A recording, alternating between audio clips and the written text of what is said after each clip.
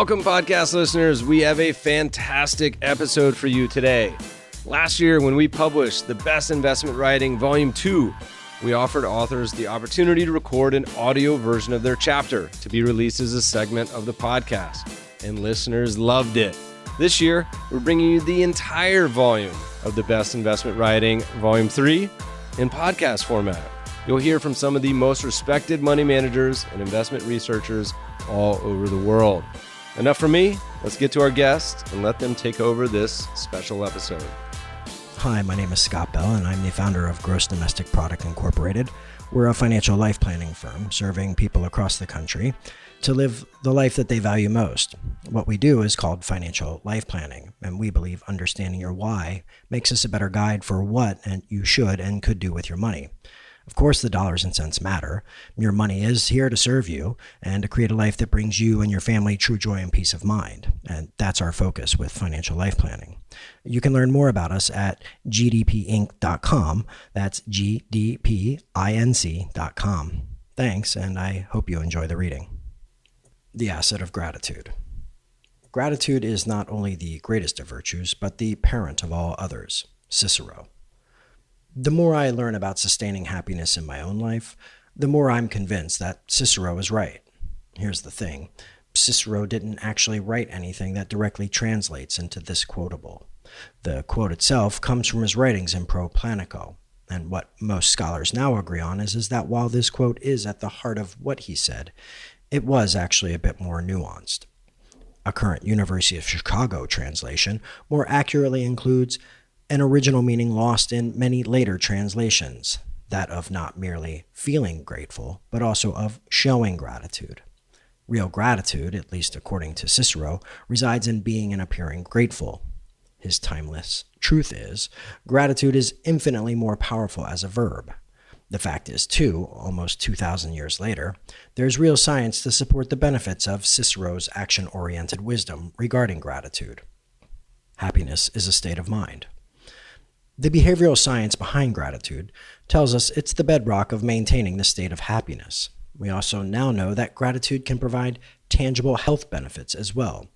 Robert Emmons, UC Davis psychologist and author of Thanks, How the New Science of Gratitude Can Make You Happier, conducted research on 1,000 people from ages 8 to 80 and found that those who practice thankfulness receive a number of benefits. These benefits include physical ones, such as lower blood sugar and a stronger immune system. And Emmons goes on to highlight other benefits like, compared to those who were not jotting down their blessings nightly, participants in the gratitude condition reported getting more hours of sleep each night, spending less time awake before falling asleep, and feeling more refreshed upon awakening. When people report feeling grateful, thankful, and appreciative, they also feel more loving, forgiving, joyful, and enthusiastic.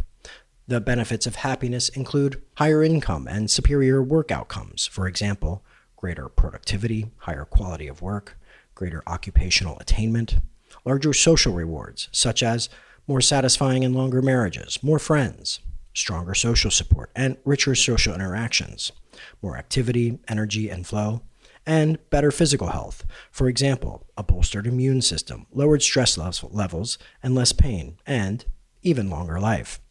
We also now know, through more sciencing, that there are 3 primary factors that influence your personal happiness: your disposition, your circumstances, and your effort.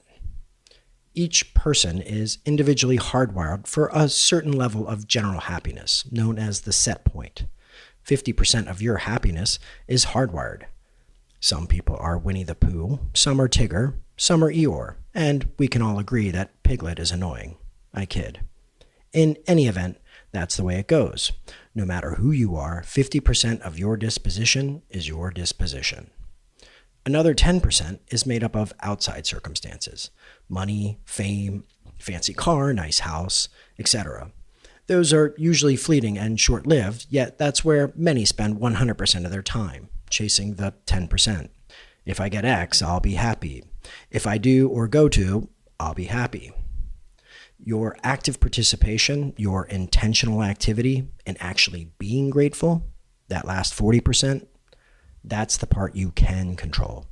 And those who practice gratitude do regularly connect with being happier. That's where the asset of gratitude can be found, in your active participation. Everything is awesome and nobody's happy. Even though intellectually we can rationalize that gratitude and appreciation go hand in hand and pay real dividends, it's not easy to maintain, and there's a reason that's the case. Rick Hansen, PhD and author of Hardwiring Happiness, explains, the human brain is wired to fixate on the negative instead of the positive. Why? Because your Homo sapien brain, in an effort to keep you alive, has been rewarded to learn more quickly from your bad experiences and remember them than your good ones. Looking out for the alligators has been a good thing. Our evolved brains are thus wired toward negativity. It's what our brain does. Basically, you're never really happy as a default, which is why we also keep pushing for more as a species, or you're less happy than you'd otherwise be if you actively participated in learning your happy dance. The answer is staring you in the face. The dictionary definition of gratitude is the quality of being thankful, readiness to show appreciation for, and to return kindness. So, by definition, we know appreciation is a core component of gratitude. But what is appreciation? In life, appreciation is something we can express. I appreciate you, or I appreciate this awesome meal. But oftentimes, like with love and gratitude, words are not enough. In finance, appreciation refers to the growth of an asset. This asset has grown. It has appreciated in value. That appreciation does not happen by offering thoughts and prayers or occasionally saying thanks to your portfolio. Appreciating your assets requires mindful care, just like appreciating your world should too. It requires perseverance, diligence, and attention. Enduring gratitude isn't about feeling appreciation. It's about readily showing your appreciation. Deborah Price, the founder of Money Coaching Institute, explored the relationship between gratitude and appreciation, and I think she nails it. One distinction we found that is commonly shared is that gratitude is the base from which appreciation grows and flourishes, if we're paying attention. That is, we can be grateful for something in our lives without really appreciating it. We're all guilty of it. In relationships, appreciation is used to declare you value someone. I appreciate you. And those are such great words and heartfelt, I'm sure, but appreciation, like its cousins, love and gratitude, is also more powerful as a verb. Now, here's the crazy part. Google has compiled all the mentions of gratitude and appreciation. It's cataloged everything from the 1800s to date. And even though there was a lot more toil in our daily lives as a society in the 1800s, gratitude was mentioned a lot more often back then. Appreciation, that peaked somewhere in the 1920s. It seems those were the good old days indeed, or at least back then, people were more connected to being grateful and appreciating life. And it's kind of ironic that here in this connected era, we're more disconnected than ever from the key elements of true happiness. Now, here's the good news. You can fix this, and as they say, no man is an island. We're all in the same boat, and if those statements are true, and they are, then fixing the global deficit of gratitude and appreciation is actually quite simple. Investing in your happiness mindfully is completely within your control. You can be 90% awesome 100% of the time, and I'll take that. You can't do it alone, though. You're going to need friends, and showing appreciation is most certainly what I learned in kindergarten. Play well with others. It's as simple as that. Do those two things, and you too can plug into the grab bag of gratitude. Otherwise, it's you versus the world, and you're going to lose. Warren Buffett won't even bet against America. You think you're going to get better odds betting against humanity? So, those are your two basic choices when it comes to finding lasting happiness. Invest in gratitude and play well with others, or lose the chance for real happiness and all the benefits that come with it by being an island and chasing the 10%. Appreciate the health you have actively. Appreciate the friends you have frequently. Appreciate a stranger every damn day. If you live in America, appreciate that you can have your voice heard by exercising your freedom to be heard as an individual and by assembling with others who appreciate their right to be heard. Appreciate you can vote by voting. Appreciate you can Google anything you want and learn more daily. Appreciate your loved ones multiple times a day. Appreciate our planet often. Pick up a piece of trash. Clean up a beach.